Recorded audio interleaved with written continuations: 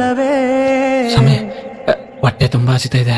ಇಡ್ಲಿನೋ ದೋಸೆನೋ ಏನಾದ್ರೂ ಇದ್ರೆ ಕುಡಿ ಸಮಯ. ನಾವು ನೀವು ಯಾವ ಲೆಕ್ಕ ಹುಳುಗಳಲ್ಲವೇ.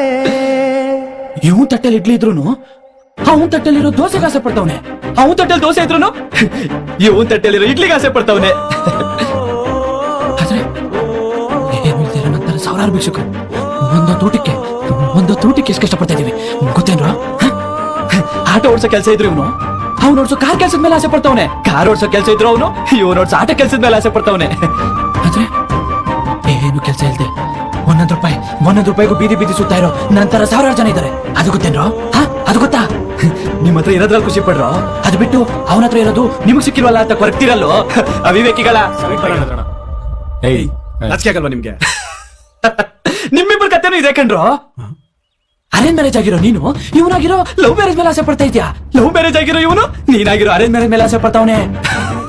ಆದ್ರೆ ಮದುವೆ ಯೋಗನೇ ಇಲ್ದೇ ಇರೋ ಅದೆಷ್ಟು ಜನ ಪ್ರಪಂಚದಲ್ಲಿದ್ದಾರೆ ಗೊತ್ತೇನೋ ನಿಮ್ಗೆ? ಗೊತ್ತಾ? 30 ವರ್ಷ ಆಗೋಯ್ತು, ಇನ್ನ ನಮ್ಮ ಮಗನ ಮದುವೆ ಆಗಿಲ್ಲ ಅಂತ ಅದೆಷ್ಟು ಜನ ಅಪ್ಪ ಅಮ್ಮ ನೀವು ಕಣ್ಕಂತವ್ರಿಗೆ ಆಕೆ ಕಟ್ತಾ ಇದೆ. ಅದು ಗೊತ್ತೇನೋ? ಅದು ಗೊತ್ತಾ?